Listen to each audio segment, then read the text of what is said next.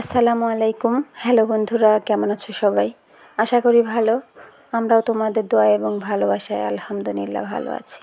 আরও একটা নতুন ভিডিও নিয়ে তোমাদের সামনে হাজির হলাম। আশা করছি তোমাদের অনেকটাই ভালো লাগবে। ভিডিওটা ছিল বাড়ি থেকে ঢাকায় আসার সময়ের ভিডিওটা। সকালবেলা প্রচুর বৃষ্টি হচ্ছিল আর এটা আন্টির বাসায় ছিলাম। আমাদের বাড়ি থেকে 2 দিন আগে আমার একটা কাজে আমার আন্টির বাসায় এসেছিলাম। আসার দিন সকালবেলা এরকম বৃষ্টি হচ্ছিল, এই জন্য আস্তে আস্তে প্রায় দুপুর 12টা-1টা বেজে গেছিলো। আসার আগে আন্টি বলল যে চলো কয়েকটা কোয়েল পাখি নিয়ে দেই, এগুলো একটু জবাই করে নিয়ে যাও, বাসায় গিয়ে রান্না করে খেতে পারবে। তো সেই জন্য একটা ফার্মে চলে এসেছিলাম। অনেক সুন্দর পাখি এইখানে, এগুলো সবগুলো ছোট ছোট ছিল আর উপরে ছিল বড়, সেখানেই যাচ্ছিলাম আমরা পাখি নেওয়ার জন্য। এটা 4তলা বিল্ডিং ছিল আর 4তলা বিল্ডিং জুড়েই পাখি পালা হয় এখানে। শুধু পাখিই না, এটা মুরগিও আছে এখানে। তো আমার বাচ্চারাও গেছিলো দেখার জন্য যে পাখিগুলো কেমন। আর আমিও ফার্স্ট টাইম এই ফার্মের মধ্যে ঢুকলাম। এটা আমার আন্টির বাসার পাশেই, কোনো দিন দেখিনি, ফার্স্ট টাইম ঢুকেছিলাম। এত সুন্দর আর অসংখ্য পাখি এখানে, অনেক মুরগিও আছে, সেটাও শেয়ার করব তোমাদের সাথে। ফোনের মধ্যে দেখে মনে হচ্ছে অনেক ছোট ছোট, এগুলো ছোট ছোট না, এগুলো আসলে খাওয়ার উপযুক্ত হয়ে গেছে, কয়েকদিন পরে ডিম পাড়া শুরু করবে। আর প্রথম যেগুলো দেখাইলাম ওগুলো অনেকটাই ছোট, 3 থেকে 4 দিনের বাচ্চা হবে। যে পাখিগুলো ধরা হচ্ছিল সেগুলো 2 তলায় আর 3 তলায় ছিল মুরগি। ফার্মটা দেখে আমার খুব ভালো লাগলো। এটা মহিলা উদ্যোক্তা, হাজব্যান্ড ওয়াইফ মিলেই কাজ করে, কিন্তু মহিলাটার বেশি অনুদান এখানে। আর এইখানে 4 তলার ওপরে পুরোই মুরগি, 3 তলাতেও মুরগি। অর্ধেকটা ফাঁকা আছে, এগুলো সব বিক্রি করা হয়ে গেছে, এই জন্য এগুলো পরিষ্কার করে রেখে দিয়েছে। আর এক পাশে কয়েকটা মুরগি আছে আর 3 তলাটা পুরো মুরগি। মানুষ একটু একটু করে অনেক বড় হওয়া যায়। এই বিল্ডিংটা যখন প্রথম হয় আন্টির বাসাতে আমি যখন গিয়ে দেখেছি, প্রথমে 1 তলা থেকে শুরু করেছিল, এখন 4 তলা কমপ্লিট করে ওনা পুরাটাই ব্যবসার কাজে ব্যবহার করে। আর এত ভালো লাগলো আমার, খুব সুন্দর ছিল। আর আমার বাচ্চারা তো বিড়াল দেখে পাগল হয়ে গেছে, ওদের বিড়ালের প্রতি একটা অন্যরকম নেশা। ওই বিড়ালটা দেখে ওরা বারবার আমাদের বিড়ালের কথা মনে পড়তেছিল, তাই বলতেছিল একটু বিড়াল নিয়ে দিও। আর সেই 4 তলার ছাদে গিয়ে দেখলাম একটু জায়গাতে ওনারা অনেক সুন্দর গাছ লাগাইছে। সব কিছুরই একটা মহিলা মানুষের অনেক অনুদান থাকে, কারণ গাছ লাগানো, গাছের পরিচর্যা করা, ফার্মের দায়িত্ব পালন করা, সব মিলিয়ে উনি অনেক পরিশ্রমী, অনেক সুন্দরভাবে সব কিছু সাজিয়ে রেখেছে। খুব ভালো লাগলো আমার, অনেকটাই বলে বোঝাতে পারবো না। আর একটু জায়গার মধ্যে এখানে প্রায় সব ধরনের গাছই ছিল, পেয়ারা গাছ, লেবু গাছ, মেহেদি গাছ, পুঁই শাকের গাছ, তারপরে এখানে ছিল, তারপরে কদরের গাছ ছিল, যেটা আমরা ধন্দল বলা হয়। সব কিছুর গাছই উনি সুন্দরভাবে পরিচর্যা করেছিলেন, সুন্দর। আর গাছগুলো অনেক সতেজ ছিল। আর এটা ছিল পোলার পাতা, পেয়ারা, সব বড়ই। সকালবেলা যেহেতু বৃষ্টি হয়েছিল, এই জন্য গাছগুলো অনেক সতেজ ছিল, অনেক সুন্দর ছিল। অনেকগুলো ফুল গাছও ছিল এখানে, ঘাস ফুল, অনেক ধরনের ফুল গাছ ছিল, অ্যালোভেরা, তারপরে ড্রাগন, অনেক কিছুই ছিল আর কি। তো কোয়েল পাখি ধরা শেষ, আমরা এখন এগুলো জবাই দেব, এই জন্য নিয়ে যাচ্ছিলাম বাসায়। অনেকগুলো কোয়েল পাখি নেওয়া হয়েছিল, প্রায় 50 থেকে 60টা। আমি 20টা নিয়ে এসেছিলাম, আমার ছোটো বোন নিয়ে গেছিলো 20টা, আমার খালাতো বোন প্রায় 10-15টার বেশি হবে, ওগুলো ছেড়ে দিয়েছিল, চড়াই ঘরের মধ্যে ছেড়ে দিয়েছিল। ওগুলো রেখে দেবে, কারণ কয়েকদিন পরে তো এগুলো ডিম দেবে, এই জন্য। তো এগুলো সব পরিষ্কার করা হচ্ছিল আর চলে আসবো বলে খুব তাড়াহুড়ো করা হচ্ছিল, শুধু চামড়াটা ছিলে নিয়ে চলে এসেছিলাম। আর এগুলো সব রেডি হয়ে গেছে, এই জন্য সব এখন প্যাকেট করা হবে, তারপরে নিয়ে আসা হবে। আমরা 3 জন মিলে এগুলো পরিষ্কার করেছিলাম, আমি করেছি, আমার বোন করেছে, আর আমার ছোটো আন্টির মেয়ে আমার খালাতো বোনও করেছে। ও ছোটো হলে কি হবে, তারপরও অনেকটা হেল্প করেছে আমাদের। তো ফাইনালি সব কিছু রেডি করে নিয়ে চলে আসা হয়েছিল। সকালবেলা বৃষ্টি, তারপরে রোদ, প্রচুর গরম ছিল, আসতেও অনেকটা প্রবলেম হয়ে গেছিলো, কারণ যেহেতু বৃহস্পতিবার ছিল। আর দুপুরের পর আমরা রওনা দিয়েছিলাম। ঢাকার মধ্যে ঢুকতে আমাদের অনেকটা জ্যাম পোহাতে হয়েছে, যেখানে 10 মিনিটের রাস্তা সেখানে আমরা 3 ঘন্টায় জ্যামে পড়েছিলাম, এই জন্য বাচ্চাদেরও খুব কষ্ট হয়েছিল। ঢাকার জার্নিটা ভুল করেও বৃহস্পতিবারের দিন আসা যায় না, কারণ বৃহস্পতিবারের দিন খুব জ্যাম থাকে, অনেকেই বাসায় যাওয়ার থাকে, অফিস ছুটি তাড়াতাড়ি হয়ে যায়, রাস্তার মধ্যে প্রচুর জ্যাম থাকে, এই জন্য। তো তো এই বাস থেকে নামার পরে আমাদের যাওয়ার কথা ছিল হচ্ছে 6টার মধ্যে, আর তখন বাজে রাত 10টা। 4 ঘন্টা লেট পুরো রাস্তায়।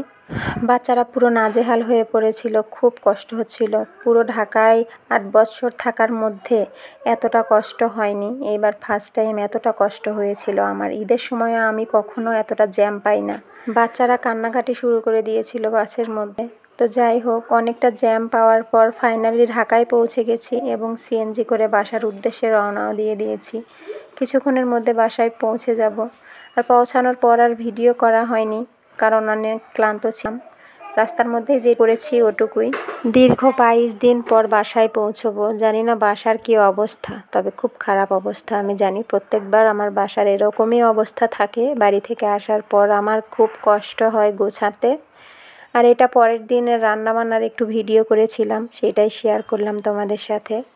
ডাল রান্না করেছিলাম, এখানে ডাল সেদ্ধ দিয়েছিলাম রাইস কুকারে। সজনা ডাঁটা দিয়ে ডাল রান্না করব। আমরা এভাবেই খাই, মোটা মোটা সজনাগুলো আমরা এভাবে মসুর ডালের মধ্যে দিয়ে রান্না করে খাওয়া হয়। ডাল হালকা একটু সেদ্ধ হয়ে আসলে তার মধ্যে পেঁয়াজ রসুন সব কিছু দিয়ে আরেকটু সেদ্ধ করার পর তারপরে হচ্ছে সজনাটা দেয়া হয়।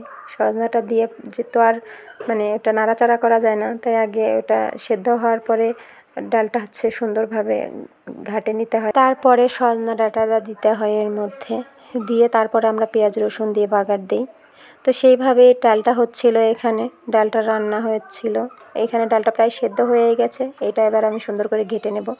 তো নাড়াচাড়া করে নিয়ে তার মধ্যে সজনা ডাঁটা দিয়ে তেলের উপর দিয়ে দেব।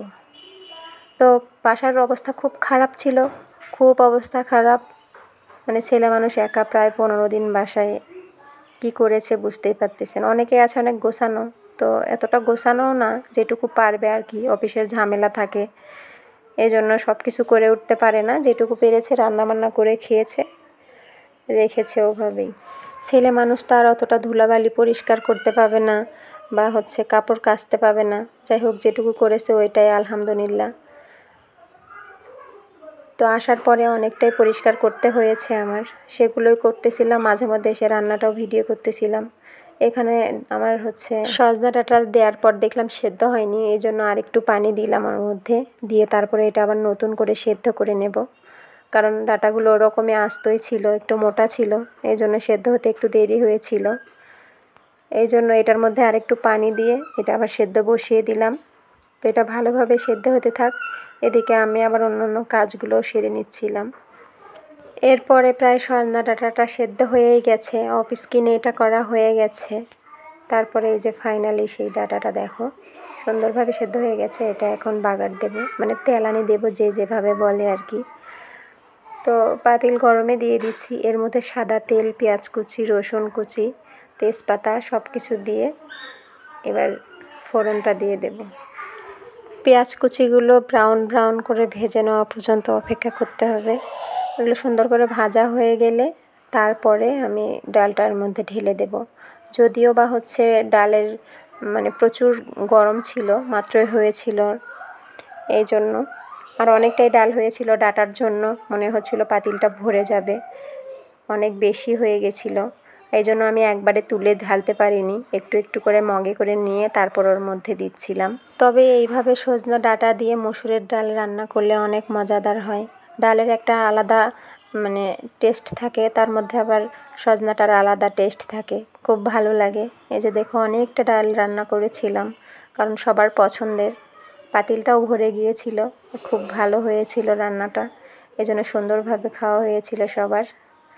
আর এখানে রান্না শেষ করে আমি রাইস কুকারে আবার ভাত দিচ্ছিলাম, আর ভাতের ওপরে একটু আলু সেদ্ধ দেব। বাসা থেকে মিষ্টি আলু নিয়ে এসেছিলাম, সেটাও সেদ্ধ দিচ্ছিলাম, কারণ বাচ্চাদেরও পছন্দ।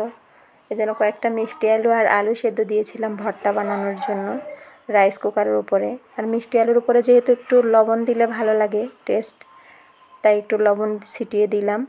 এইভাবে ভাতটা রান্না করার পর আরেকটা তরকারি রান্না করব, সেটাই রেডি করে নিচ্ছিলাম। বাড়ি থেকে আসার সময় আম্মু খাসির মাংস দিয়েছিল, সেটাই রান্না করব আজকে। আর সেটাই গোছানো হয়ে গেছিল, কাটাকাটি সব কিছু। এই যে খাসির মাংস রেডি করা হয়েছিল, পেঁয়াজ রসুন সব কিছু কাটা হয়ে গেছিলো, বাটাবাটি হয়ে গেছিলো। এটাই আরেকটা রাইস কুকারের মধ্যেই রান্না করব। আর একটা রাইস কুকারের প্যানের মধ্যে এটা মেখে দেব। মেখে রান্না করে পরে তেলানিটা দিয়ে দেব। আর ওগুলো সবুজ পাতা, ওগুলো হচ্ছে রসুনের পাতা ছিল, পেঁয়াজ ছিল, সব কিছু মিলে মাখিয়ে দেব এখন আমি। এটা খাসির মাংস যেহেতু আলাদা একটা গন্ধ থাকে, এজন্য সেটা যদি মাখিয়ে রান্না করা হয়, পরে যদি তেলের ওপর তেলানি দেওয়া হয়, তাহলে তেলানির গন্ধটার জন্য ওই গন্ধটা আর পাওয়া যায় না, খুব ভালো লাগে। তো যাই হোক, তোমরা এইভাবে রান্না নাও করতে পারো, মানে এক একজন এক একভাবে রান্না করতে পছন্দ করে বা এক একজন এক একভাবে রান্না করে খেতে পছন্দ করে। তো যার যেভাবে ভালো লাগে সেভাবেই রান্না করা উচিত। যাই হোক, এই 3টা রান্নাই আজকে করেছিলাম। এতক্ষণ যারা আমার সাথে আছো সবাইকে অসংখ্য ধন্যবাদ, অনেক অনেক ভালোবাসা। যারা আমার সাথে আছো তাদের যদি ভিডিওটা ভালো লেগে থাকে অবশ্যই একটা করে লাইক করবে, কমেন্টস করবে। আর যারা যারা আমার চ্যানেলে নতুন তারা অবশ্যই ভিডিওটা ভালো লাগলে চ্যানেলটা সাবস্ক্রাইব করে পাশে থাকা বেল বাটনটি অল করে দেবে, যাতে আমি নতুন কোনো ভিডিও ছাড়ার সাথে সাথেই তোমরা পেয়ে যাও। তারপরে ভাত রান্না শেষ হয়ে গেলে আমি আবার মাংসটা রাইস কুকারে উঠাই দিয়েছিলাম। এই যে রান্নাটাও প্রায় শেষের দিকে। দুঃখের বিষয় একটা, এটা যখন তেলের উপর দিয়েছিলাম তখন ভিডিও করার কথা ভুলে গিয়েছিলাম। এটা আমার সাথে মাঝে মধ্যেই হয়, আমি ভিডিও করার কথা ভুলিয়ে যাই, ক্যামেরা অন না করতেই রান্না শুরু করে দিই। তো এই আজও সেই রকমই হয়েছিল, তো কিছু করার নাই, রান্না পর্যন্তই দেখানোটাই শেষ। পরে আর তেলানি দেওয়ার কথা, মানে ভিডিও করার কথা মনে ছিল না। তেলানি দিয়েছিলাম কিন্তু ভিডিও করার কথা মনে ছিল না। তো যাই হোক, এতক্ষণ যারা যারা আমার সাথে আছো সবাই ভালো থাকো, সুস্থ থাকো। তোমাদের ভালো থাকা কামনা করে আজকের ভিডিওটা আমি এখানেই শেষ করছি। আল্লাহ হাফেজ।